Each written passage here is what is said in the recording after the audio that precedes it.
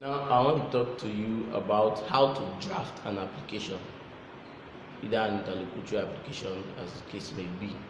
Now, basically, in drafting, amongst the things we should have ordinarily known is the fact that in drafting an application or any action that is to be handed over to the court, you must have the heading of the court, first of all.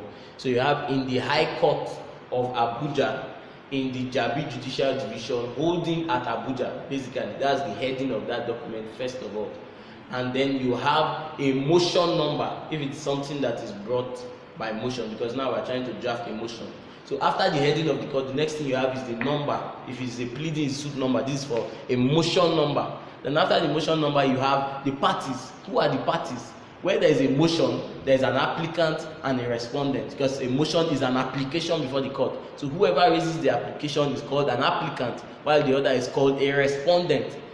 This does not deny the fact that some other person could be a plaintiff and a defendant, but for a motion, the person is an applicant while the other is a respondent. So it could be Abila Denmobowe -- applicant and Chike Wamama -- respondent. So you have the heading, you have the motion number, you have the parties. The next that comes is a subheading: motion ex parte or motion on notice brought pursuant to. So that's a heading. Is it that it's motion ex parte? If it's motion ex parte, meaning the other party shouldn't be part of it until it's done. Or if it's motion on notice, it means you have to put the other party on notice. So you have motion on notice or motion on ex parte brought pursuant to Order 14 Rule 4 of the High Court Civil Procedure Rules of Abuja and under the inherent jurisdiction of this honorable court. That's heading in capital letters and underlined. So this is like a statute process. Then after that, you have a little preliminary preamble which states that take notice that this court shall be moved on or about 9 a.m. or so soon thereafter on the let's say on the 9th day of May 2018, as the counsel for the applicant will be heard praying the court for the following reliefs. So this is a preamble that will always be there. The only thing that will change is the date, and most times you just keep that space vacant for the court to fill it up.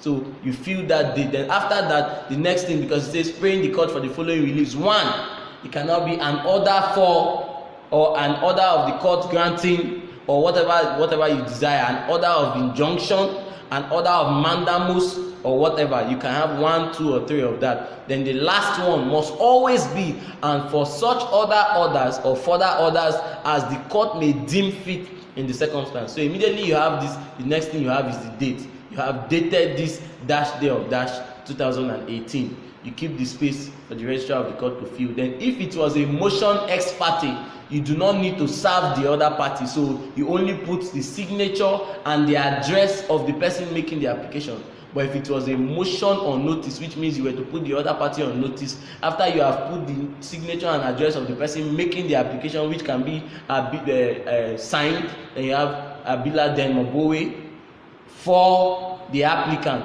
The applicant is your client. Then you put the address of the applicant.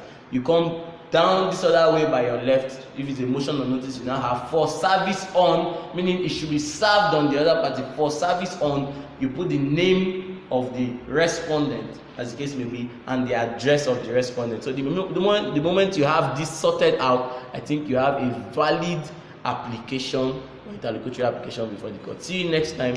It's Moments with Abila.